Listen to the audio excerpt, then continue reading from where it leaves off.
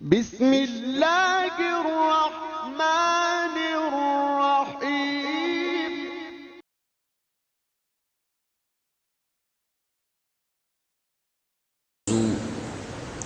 اعظم رضی اللہ تعالیٰ عنہ کی مرتبہ کہ اونچے اونچوں کے سروں سے قدم اعلیٰ تیرا، واہ کیا مرتبہ اے غوث ہے والا تیرا، اونچے اونچوں کے سروں سے قدم اعلیٰ تیرا۔ اور حضور غوث اعظم رضی اللہ تعالیٰ عنہ کی چند نصیحتیں آج کے موضوع میں شامل ہیں۔ اللہ تبارک و تعالیٰ ارشاد فرماتا ہے فَأَمَّا الزَّبَدُ فَيَذْهَبُ جُفَاءً وَأَمَّا مَا يَنفَعُ النَّاسَ فَيَمْكُثُ فِي الْأَرْضِ كَذَلِكَ يَضْرِبُ اللَّهُ الْأَمْثَالَ۔ سورۃ الرعد آیت 17 ہے۔ فرمایا ہر دور میں شیطان اور اس کے چیلوں نے کوشش کی ہے یا چیلوں کی کوشش رہی ہے کہ روئے زمین پر اللہ تعالیٰ کے قانون یعنی نظام مصطفیٰ کی بہار نہ آئے، ورنہ ہماری تاریکیوں کے لیے کوئی جگہ باقی نہیں رہے گی۔ جبکہ سرور کائنات صلی اللہ علیہ وآلہ وسلم اور آپ کے غلاموں کا ہمیشہ سے یہ مشن تھا، مشن رہے گا کہ یہ زمین اللہ تبارک و تعالیٰ اور اس کے رسول صلی اللہ علیہ وسلم کی ہے، اور یہاں نظام بھی وہی ہونا چاہیے جو اللہ تعالیٰ اور اس کے رسول صلی اللہ علیہ وسلم نے عطا فرمایا ہے۔ یہ سلسلہ اب بھی جاری رہے اور جاری رہے گا۔ وہ حضرات نہایت خوش نصیب ہیں جنہیں دین کی خدمت اور حمایت کرنے والوں کی سنگت نصیب ہوئی۔ وہ خدام دین کے معاون اور مددگار بنے۔ انشاءاللہ یہ روز قیامت بھی خدام دین کے ساتھ ہی ہوں گے۔ جبکہ وہ لوگ نہایت بد نصیب ہیں جنہوں نے دشمن دین کا ساتھ دیا، قیامت کے روز انہیں اپنے کیے پر بہت افسوس ہوگا، مگر اس وقت کا افسوس کسی کام کا نہیں ہوگا۔ بعض خدام دین کو رب تبارک و تعالی سرکار دو عالم صلی اللہ علیہ وسلم کے فیضان سے خصوصی حصہ عطا فرماتا ہے۔ ان کی کاوشوں ایسی بابرکتوں والی ہوتے ہیں، ان کی جو کوششیں ہیں وہ ایسی بابرکت ہوتی ہیں کہ ایک انقلاب برپا ہو جاتا ہے۔ ان کی کوششوں سے ایک جہاں دین سیکھتا ہے، اس پر عمل کرتا ہے۔ وہ عوام سے لے کر حکمران تک سب کو دین کا پیغام پہنچاتے ہیں، یہاں تک کہ ان کی قبروں میں تشریف لے جانے کے بعد بھی ان کا فیضان جاری اور ساری رہتا ہے، اور ان کی تعلیمات لوگوں کے لیے رہنمائی، لوگوں کے لیے پیشوائی کرتی رہتی ہے۔ اللہ تبارک و تعالیٰ کی رحمت اور نبی کریم صلی اللہ علیہ وسلم کے خصوصی فیضان سے دین کی بے پناہ خدمت کرنے والوں میں ایک نمایاں نام غوث السمدانی، محبوب سبحانی، قندیل نورانی، میر میراں، پیر پیراں، غوث الثقلین حضرت شیخ عبد القادر جیلانی قدس سرہ الربانی کا نام بھی ہے۔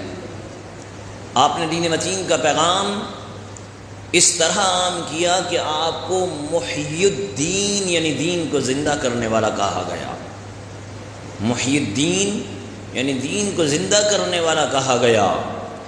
دینی اقدار کو فروغ دینے اور انہیں زندہ کرنے کے لیے آپ نے جو کوششیں کی ہیں، ان کے اثرات ایک خطے یا ایک طبقے تک نہیں بلکہ عالمی سطح پر، انٹرنیشنل سطح پر رونما ہوئے۔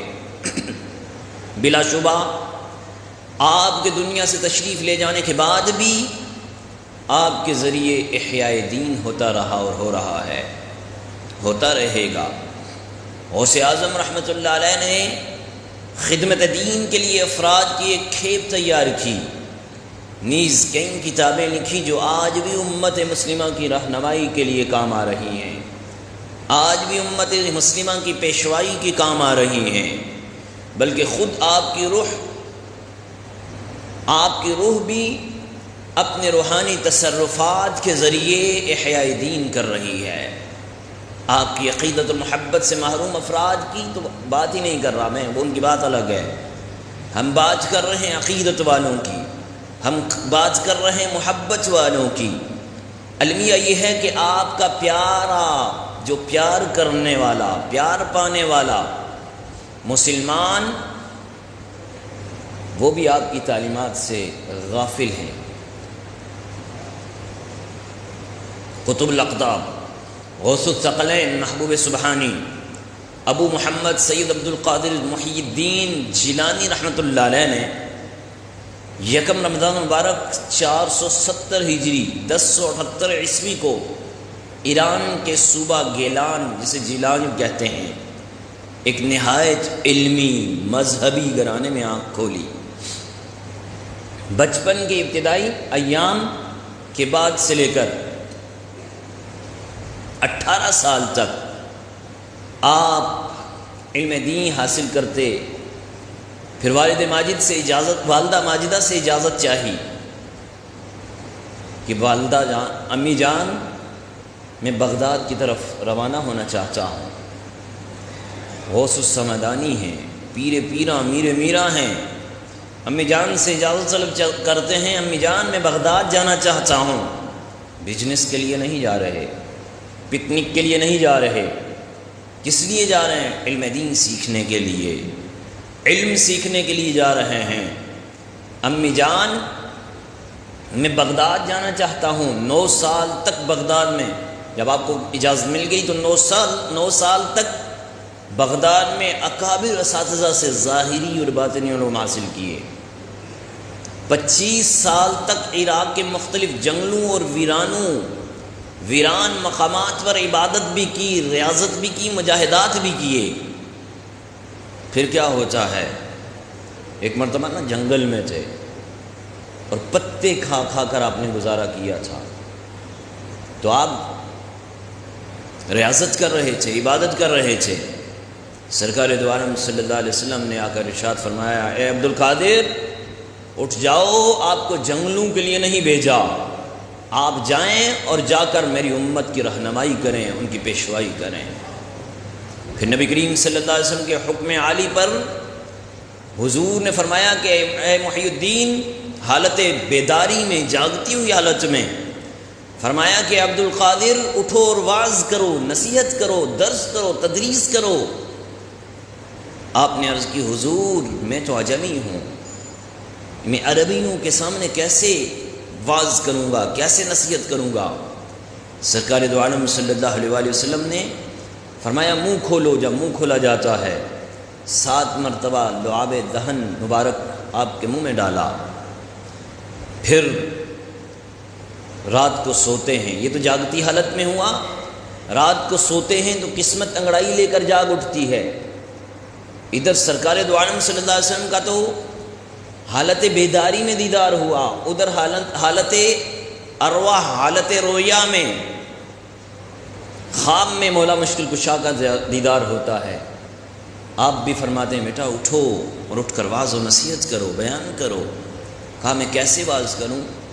تو آپ بھی لعاب ڈالتے ہیں، 6 مرتبہ ڈالا۔ کہا حضور 7ویں مرتبہ کبھی بتایا نہیں تھا، خود ہی بتایا کہ عبد القادر میں حضور کے برابر کیسے ہو سکتا ہوں؟ وہ صحابی رسول ہو کر، وہ جنتی صحابی ہو کر فرماتے ہیں میں حضور کے برابر کیسے ہو سکتا ہوں؟ وہ کام میں برابر نہیں ہو سکتے، وہ عمل میں برابر نہیں ہو سکتے۔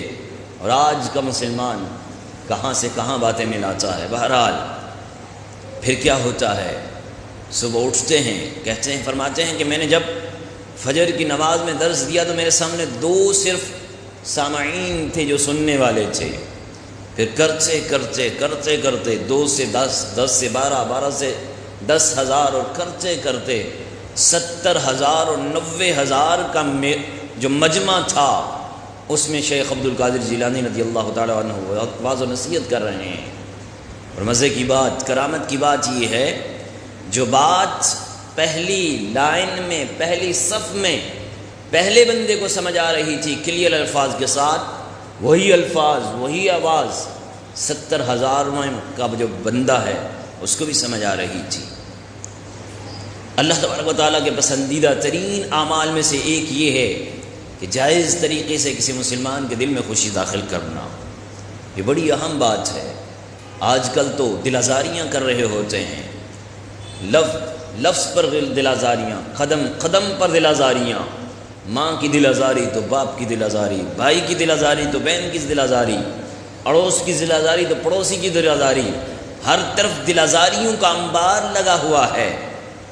میرے بھائی، میرے دوست، مسلمان کا یہ طریقہ نہیں ہے، مسلمان کا یہ طریقہ نہیں. فرمایا پسندیدہ ترین اعمال میں سے ایک عمل یہ ہے، اپنے مسلمان کا دل خوش کرو، جائز طریقے سے اس کے دل میں خوشی داخل کرو، بالخصوص کمزوروں کے ساتھ، غریبوں کے ساتھ ان کی دل جوئی کرو، ان کی امداد کرو، ان کی مدد کرو. ان کی خیر خواہی نہایت ہی محبوب عمل ہے. ہر دور میں اولیاء اللہ کی ایک نمایاں خوبی یہ بھی رہی کہ وہ غریب نواز بھی ہیں اور بندہ پرور بھی ہیں.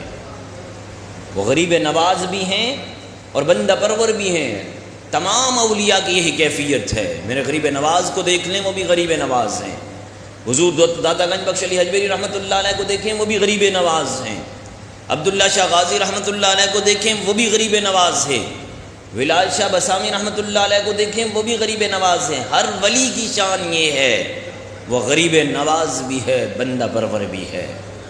سیدنا ابو ذر غفاری رضی اللہ تعالیٰ عنہ روایت کرتے ہیں، رسول بے مثال صلی اللہ علیہ وآلہ وسلم نے فرمایا، ابغونی فی الضعفاء فإنما ترزقون وتنصرون بدعفائکم. فرمایا میری رضا اور خوشنودی کمزوروں کی خدمت کر کے ان میں تلاش کرو. اللہ اکبر. انہی کی برکت سے تمہیں رزق دیا جاتا ہے اور انہی کی برکت سے دشمن کے خلاف تمہاری مدد کی جاتی ہے. حضور غوث الثقلین، یعنی غوث الثقلین کا مطلب ہے جنوں اور انسانوں کے پیر. میرا پیر میرے پیر ہے، جن کے بھی پیر ہیں، انسان کے بھی پیر ہیں. محبوب سبحانی قندیل نورانی رحمۃ اللہ علیہ نے ایک مرتبہ نے ایک شخص کو دیکھا جو غریب، شکستہ حال، یعنی یوں حالت بنائی ہوئی ہے جیسے رونے والے کی حالت ہوتی ہے. تو پوچھا کہ اللہ کے بندے، یہ نہر کے کنارے بیٹھ کر تو کیوں ایسی حالت میں بیٹھا ہوا ہے؟ کیوں شکستہ حال ہے؟ کیوں دل ٹوٹا ہوا ہے تیرا؟ کہنے لگا، یا سیدی میں یہ نہر پار کر کے نا دوسری جگہ پر جا کر کچھ کھانے پینے کا بندوبست کرتا ہوں، یعنی کام کرتا ہوں. آج میرے پاس پیسے نہیں تھے تو مجھے کشتی والے نے بٹھایا نہیں، ملاح نے کشتی بان میں مجھے بٹھایا نہیں کہ کہا کہ تمہارے پاس پیسے نہیں ہیں، تو اسی لیے دل ٹوٹ گیا ہے کہ اگر پیسے ہوتے تو میں بھی کشتی پہ آرام سے بیٹھ کے چلا جاتا.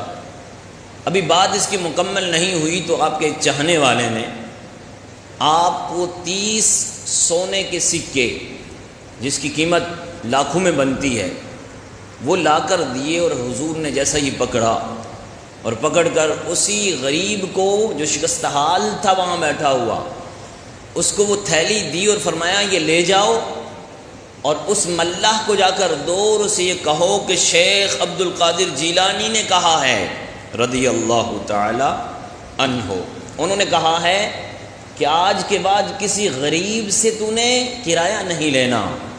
اور پھر نشانی کے طور پر اپنا جبہ بھی دیا. وہ جبہ پہن کر جب جاتا ہے نا تو کہنے لگا، رب ذوالجلال کی عزت کی قسم مجھے تو اپنی قسمت پر رشک آ گیا. ادھر میں نے جبہ پہنا ہی تھا، ادھر میں جنت کی سیر کر رہا تھا. یہ شیخ عبد القادر جیلانی رضی اللہ تعالیٰ عنہ کے اس چاہنے والے کا یہ تذکرہ ہے. دین ہمیں سکھاتا ہے کہ کمزوروں کی دلجوئی کریں، ان کی خدمت کر کے رب تبارک و تعالیٰ کو راضی کریں. مگر ہمارے معاشرے میں غریب آدمی کا تو کوئی حال ہی نہیں ہے. نہ اسے معاشرے میں عزت دی جاتی ہے، نہ اس کے حقوق کا خیال رکھا جاتا ہے، حتیٰ کہ اگر کوئی شخص اس پر ظلم کرے تو اسے انصاف ملنے کی بھی امید نہیں ہوتی، نظر ہی نہیں آتی امید اسے۔ انصاف کہاں سے ملے گا غریب کو؟ کبھی نہیں مل سکتا۔ اس دنیا میں، آج کے ماحول میں، جہاں غریبوں کی دل جوئی سے اللہ تبارک و تعالیٰ انعام فرماتا ہے نا، یاد رکھیے وہاں کمزوروں پر ظلم کرنے سے، کمزوروں پر زیادتی کرنے سے، کمزوروں کی دل آزاری کرنے سے نا رب تبارک و تعالیٰ سخت ناراض ہوتا ہے، سخت ناراض ہوتا ہے۔ جی ہاں، حضرت سیدنا ابو مسعود عقبہ انصاری رضی اللہ تعالیٰ عنہ روایت کرتے ہیں کہ ایک مرتبہ نا میرا ایک غلام تھا، تو اس غلام نے کچھ کام ایسا کیا کہ جس کی وجہ سے میرا نقصان کر دیا، تو میں غصے میں آپے سے باہر ہو گیا اور میں نے جتنی سزا اسے دینی تھی اس سے زیادہ سزا دے گیا۔ تو میں ابھی اس کو مار ہی رہا تھا تو مجھ سے پیچھے سے ایک آواز آئی، اعلم ابا مسعود، کہ اے ابو مسعود جان لو جتنی تمہیں اس غلام پر قدرت ہے نا، اس سے کہیں زیادہ اللہ تبارک و تعالی تجھ پر قادر ہے۔ میں نے جب مڑ کے دیکھا وہ آواز، اس نے میرے دل کو ہلا دیا، جیسے کہتے ہیں نا کہ ایک دم شوق کرنے والی آواز، ایک دم پریشر والی آواز۔ تو جب میرے پاس وہ آواز آئی تو میں نے پیچھے مڑ کر جب دیکھا تو کیا دیکھتا ہوں، رحمت کونین نانا حسنین صلی اللہ علیہ وآلہ وسلم پیچھے کھڑے ہیں، جلوہ فرما ہیں، اور مجھے یوں فرما رہے ہیں کہ ابو مسعود تو اس غلام پر زیادتی کیوں کر رہا ہے؟ اگر اس غلام پر زیادتی کی وجہ سے تجھے رب نے پکڑ لیا تو اس کی پکڑ تو بہت سخت ہے۔ ان بطش ربک لشدید، یاد رکھ تیرے رب کی پکڑ بڑی شدید ہے، بڑی سخت ہے۔ تو سرکار دو عالم صلی اللہ علیہ وسلم کی نگاہ کرم اور ارشاد پاک کی برکت سے میرا غصہ فوراً ٹھنڈا ہو گیا، اور میں نے اپنی غلطی کا ازالہ کرنے کے لیے کہا، یا رسول اللہ صلی اللہ علیہ وآلہ وسلم فدا کابی و امی، آقا میرے ماں باپ آپ پر قربان ہوں، ہوا حر لوجہ للہ، یا ہوا حر لوجہ اللہ، کہ آقا میں نے اللہ کی رضا کے لیے اپنے اس غلام کو آزاد کر دیا ہے، اپنے اس غلام کو آزاد کر دیا ہے۔ جان عالم صلی اللہ علیہ وآلہ وسلم نے فرمایا، اما لو لم تفعل للفحت کا النار او لمست کا النار، یعنی سنو اگر تم ایسا نہ کرتے تو تمہیں آگ جلاتی، کیونکہ ظلم کا انجام جہنم ہے، تاہم غلام کو آزاد کرنے سے غلطی کا کفارہ ہو گیا۔ یہ کون فرما رہا ہے؟ حضور فرما رہے ہیں، تربیت کر رہے ہیں اپنے صحابی کی، صحابی رسول صلی اللہ علیہ وسلم کی تربیت حضور فرما رہے ہیں کہ میرے غلام، میرے صحابی، اگر تم اسے آزاد نہ کرتے نا تو پھر جہنم ٹھکانہ ہوتا۔ کیوں؟ فرمایا اس لیے کہ ظلم کا انجام ٹھکانہ جہنم ہے۔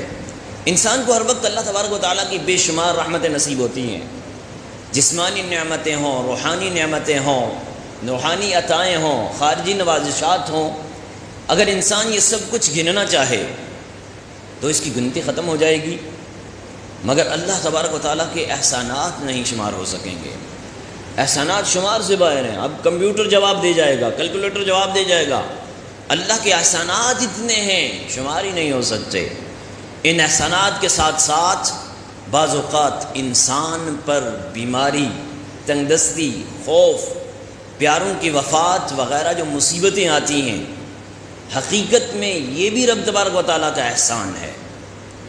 اب بندہ سوچے گا یار یہ کیسا احسان، بچہ مر گیا تو یہ احسان، کاروبار ٹھپ ہو گیا تو یہ احسان، یہ کیسا احسان ہے؟ جی ہاں، یہ احسان اس طرح ہے کہ بندہ اگر صبر کرتا ہے نا، اسے کوئی تکلیف پہنچتی ہے، اس پر صبر کرے اور اللہ کی رضا پر راضی رہے، تو یہی مصیبتیں دنیاوی اور اخروی بلائیوں کا ذریعہ بن جاتی ہیں۔ اللہ تبارک و تعالیٰ فرماتا ہے نا، ان اللہ مع الصابرین، کہ بے شک اللہ صبر والوں کے ساتھ ہے۔ بے شک اللہ صبر والوں کے ساتھ ہے۔ مگر عموماً کیا ہوتا ہے، غیر تربیت یافتہ لوگ ایسی صورتحال میں گھبرا کر ایسے کام کرتے ہیں کہ جو کسی بندے کو نہیں جچتے، ایسی باتیں کرتے ہیں کہ جو اللہ تبارک و تعالیٰ کی رضا پر راضی رہنے کے خلاف ہوتی ہیں۔ سب سے زیادہ خطرہ اس وقت ہو جاتا ہے جب معاذ اللہ ثم معاذ اللہ بندے کے دل میں اللہ تعالیٰ کی رضا پر خوش رہنے کے خلاف کوئی بات پیدا ہوتی ہے، وہ اپنے رب کا گلہ شکوہ کرنے لگتا ہے، اللہ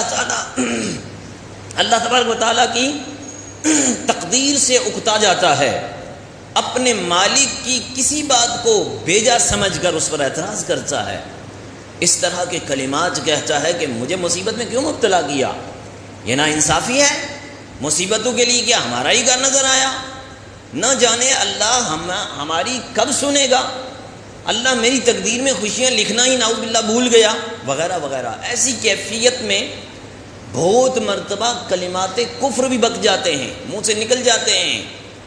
حضور غوث الثقلین پیر پیراں میر میراں شیخ عبد القادر جیلانی رضی اللہ تعالیٰ عنہ نے اپنی کتاب فتوح الغیب، یہ بہت ہی پیاری کتاب ہے، فارسی میں ہے، فتوح الغیب کی 18ویں مقالے کا عنوان رکھا النہی عن الشکویٰ، یعنی شکوے کی ممانعت۔ اس مقالے میں آپ نے فرمایا، نہایت ہی خوبصورت پیرائے میں یہ بات ہمیں سمجھائی ہے کہ بیٹا انسان کو کسی بھی حالت میں اپنے رب کی تقدیر پر ناراض ہونا یا شکوہ کی معمولی سی بھی بات کرنا جائز نہیں ہے۔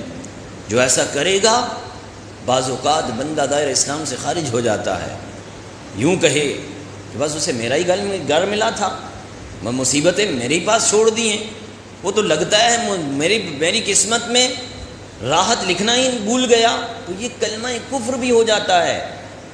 بہرحال میرا رب بھولنے سے پاک ہے، یہ نقص ہے، یہ عیب ہے، اور اللہ کی بارگاہ میں عیب نکالنا، نقص نکالنا یہ گناہ، ناجائز اور جہنم میں لے جانے والا کام۔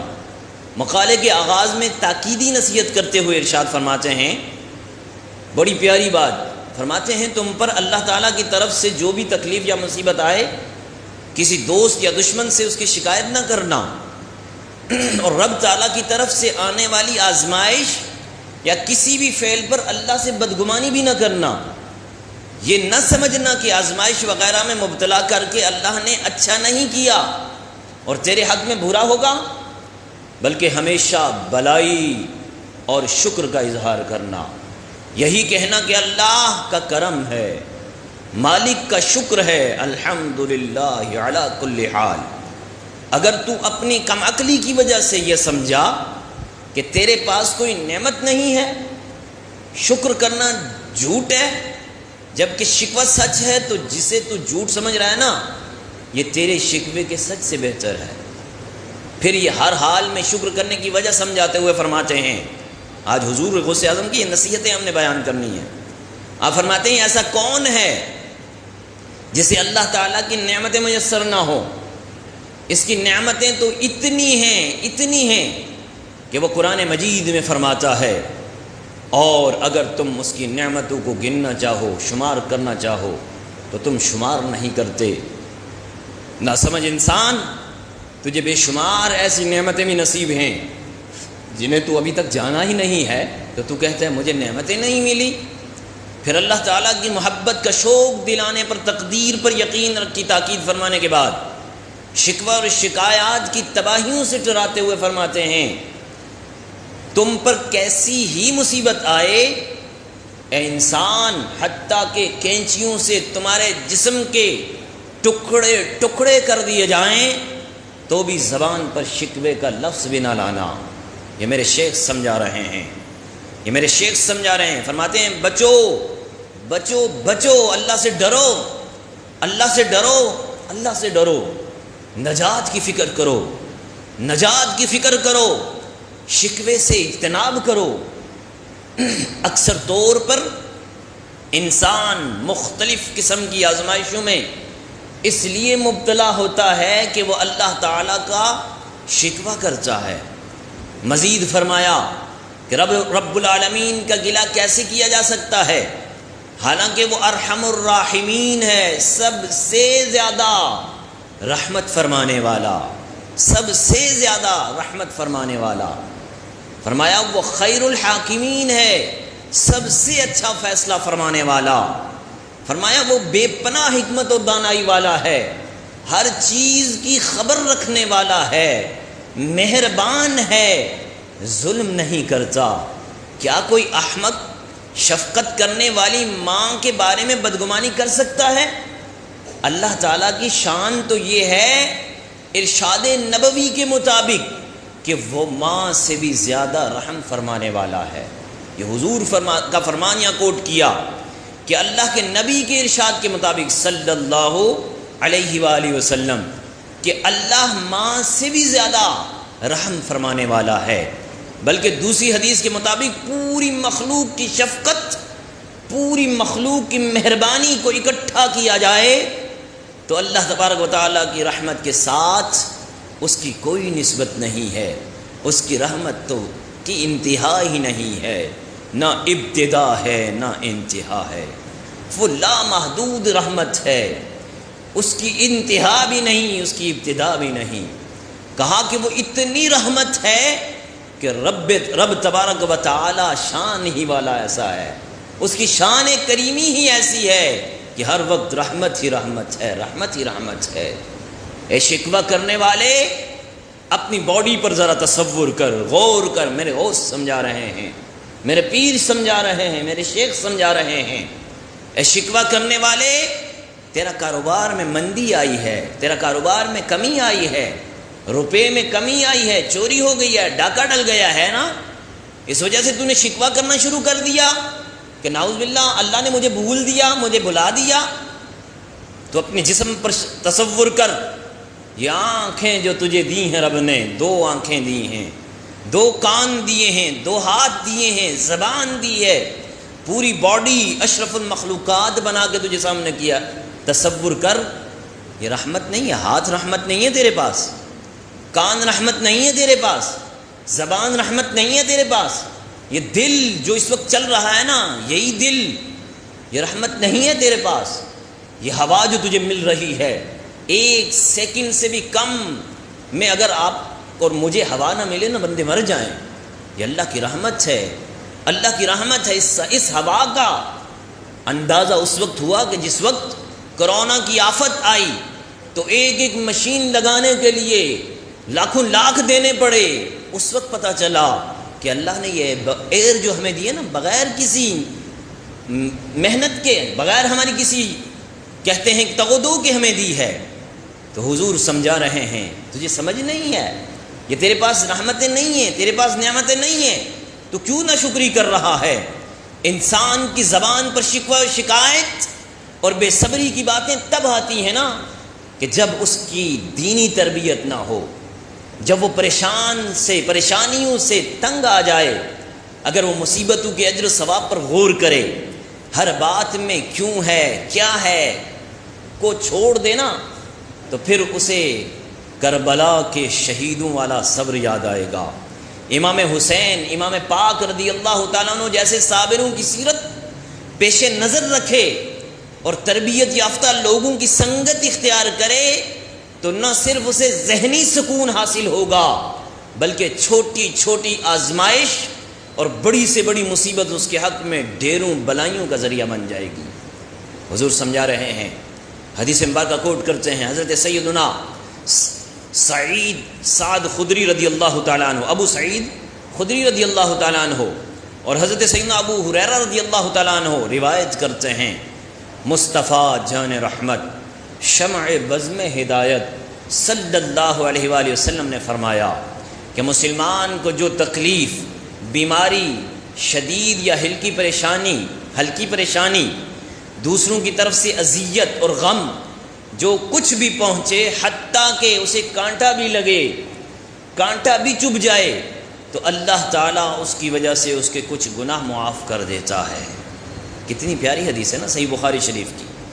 حتیٰ کہ کانٹا بھی چبھ جائے، کانٹا بھی لگ جائے، رب تبارک و تعالیٰ اس کے گناہوں کو معاف فرماتا ہے۔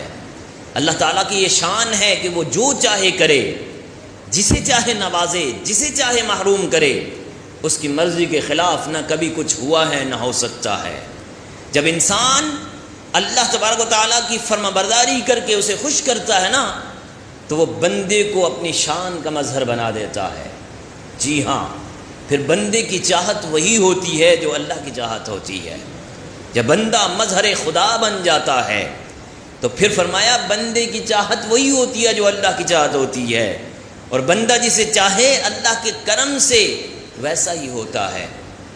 بخاری شریف کی حدیث مبارکہ حدیث قدسی ہے، رب تبارک و تعالیٰ فرماتا ہے فَإِذَا أَحْبَبْتُ كُنْتُ سَمْعَهُ الَّذِي يَسْمَعُ بِهِ وَبَصَرَهُ الَّذِي يُبْصِرُ بِهِ وَيَدَهُ الَّتِي يَبْطِشُ بِهَا وَرِجْلَهُ الَّتِي يَمْشِي بِهَا وَإِنْ سَأَلَنِي لَأُعْتِيَنَّهُ وَلَئِنِ اسْتَعَاذَنِي لَأُعِيذَنَّهُ۔ فرمایا جب میں اپنے بندے کو محبوب بنا لیتا ہوں، اپنے بندے کو محبوب بنا لیتا ہوں تو اس کا کان بن جاتا ہوں جسے وہ سنتا ہے۔ اللہ اکبر، یہ کون فرما رہا ہے؟ رب فرما رہا ہے، حدیث قدسی رب فرما رہا ہے میں اس کے کان بن جاتا ہوں جسے وہ سنتا ہے، بخاری شریف کی حدیث۔ اور وہ اپنے کان میری مرضی کے خلاف استعمال نہیں کرتا، نیز کان اس کے ہوتے ہیں اس میں طاقت و قدرت میری کار فرما ہوتی ہے۔ میں اس کی آنکھ بن جاتا ہوں جس سے وہ دیکھتا ہے۔ مطلب کیا؟ پھر بندہ اپنی آنکھ سے صرف وہی دیکھتا ہے جو مجھے پسند ہو، اس آنکھ سے وہ چیز نہیں دیکھتا جو مجھے ناپسند ہو۔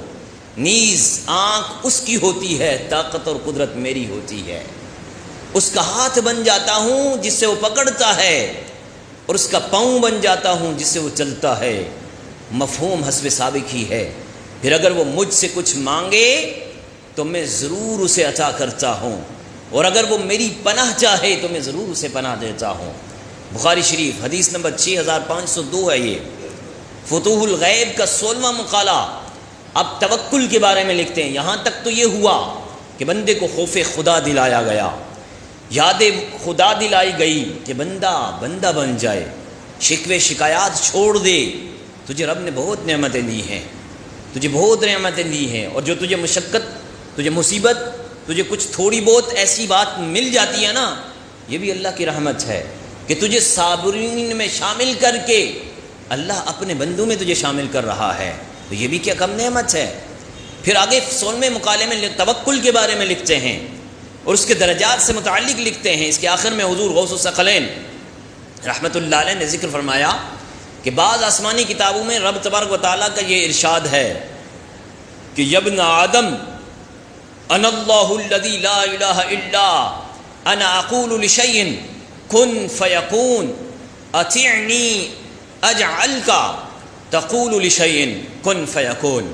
اے انسان، میں اللہ ہوں، میرے سوا کوئی معبود نہیں، میری شان یہ ہے کہ میں کسی چیز کو حکم دوں کن تو وہ فیکون ہو جاتی ہے، میری اطاعت اور فرمانبرداری کر، میں تجھے ایسا بنا دوں گا کہ تو کسی چیز کو کہے گا، اب تو کہے گا کن تو وہ فیکون وہ ہو جائے گی۔ رب تبارک و تعالیٰ فرماتا ہے، آپ علیہ الصلوۃ والسلام نے مزید لکھا کہ اللہ تبارک و تعالیٰ نے ایک اور جگہ ارشاد فرمایا وَقَدْ فَعَلَ ذَلِكَ بِكَثِيرٍ مِّنْ أَنْبِيَائِهِ وَأَوْلِيَائِهِ وَخَوَّاصِهِ مِّن بَنِي آدم، یعنی اللہ تبارک و تعالیٰ نے اپنے انبیاء اور اولیاء اور خاص بندوں میں سے بہت سو کو یہ شان عطا فرمائی ہے کہ وہ انگلی کا اشارہ کر دیں، مٹی کی طرف اشارہ کر دیں وہ سونا بن جائے گی، مردے کی طرف اشارہ کر دیں وہ مردہ زندہ ہو جائے گا۔ یہ رب نے اس بندے کو یہ مقام دیا ہے، کیونکہ رب فرماتا ہے اب اس کا کن کہنا فیکون، اس کے کہنے ہی کے ساتھ وہ ہو جاتا ہے۔ اللہ اپنے جن پیاروں بندوں کو کائنات کے نظام میں قدرت اور اختیار دیتا ہے، یعنی وہ بندے جو کہیں ہو جا تو وہ ہو جاتا ہے۔ ان کے مختلف درجات رکھے، سب سے اعلیٰ درجہ غوث کا ہوتا ہے۔ اور یاد رکھیے میرے شیخ، میرے پیر، پیر پیراں، میرے میراں، غوث السمدانی، پیر راسانی، حضور شیخ عبد القادر جیلانی رضی اللہ تعالیٰ عنہ غوث اعظم ہیں، یعنی سب سے بڑے غوث کہا جاتا ہے۔ اس کا مطلب ہے کہ اللہ تعالیٰ نے آپ کو یہ شان عطا فرمائی ہے کہ تصرف اور اختیار والے اولیاء کرام کے سردار تھے اور رہیں گے۔ اعلیٰ حضرت لکھتے ہیں نا، واہ کیا مرتبہ ہے غوث ہے بالا تیرا، واہ کیا مرتبہ ہے غوث ہے بالا تیرا، اونچے اونچوں کے سروں سے قدم اعلیٰ تیرا، تو ہے وہ غوث کہ ہر غوث ہے شیدا تیرا، تو ہے وہ غیث کہ ہر غیث ہے پیاسا تیرا، سورج اگلوں کے چمکتے تھے چمک کر ڈوبے، افق دہر پہ ہے نور ہمیشہ تیرا، جو ولی قبل تھے یا بعد ہوئے یا ہوں گے، سب ادب رکھتے ہیں دل میں میرے آقا تیرا۔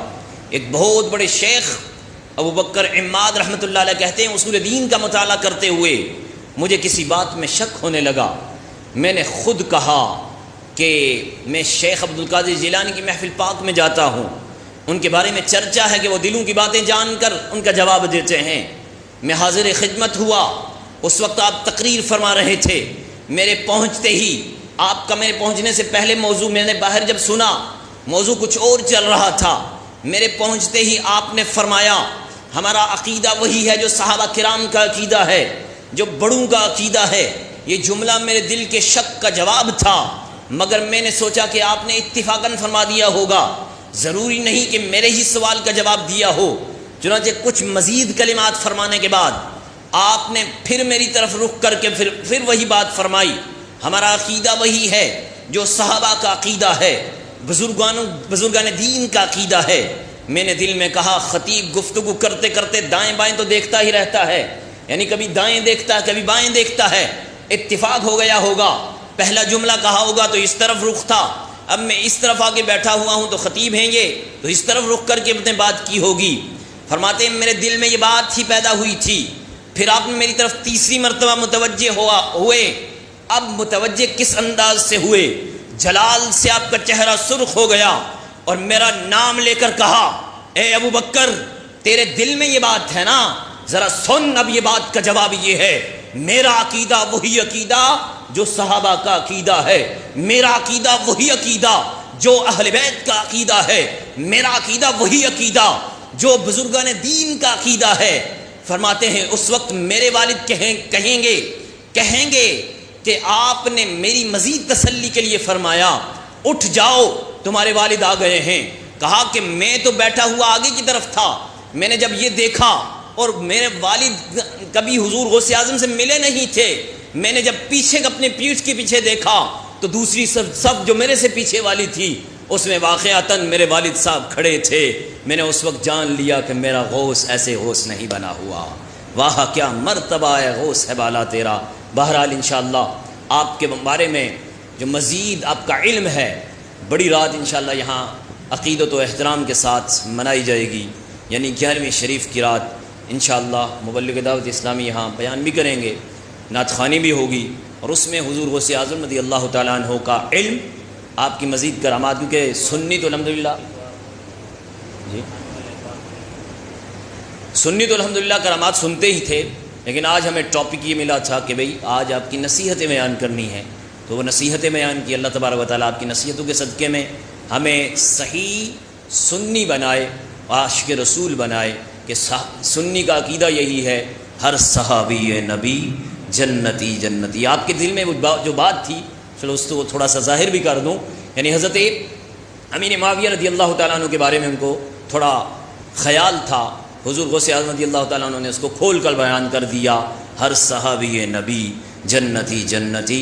بہرحال انشاءاللہ اتوار کو بعد نماز عشاء بڑی 11ویں شریف عرس سے سیدنا غوث اعظم رضی اللہ تعالیٰ عنہ پیر دستگیر ہوگا، اس میں ضرور شرکت فرمائیں، دوسروں کو بھی دعوت دیں کہ یہ وہ ہے کہ جس میں ساری مرادیں پوری ہوتی ہیں۔ وآخر دعوانا ان الحمدللہ۔ اللہ اللہ اللہ اللہ اللہ اللہ اللہ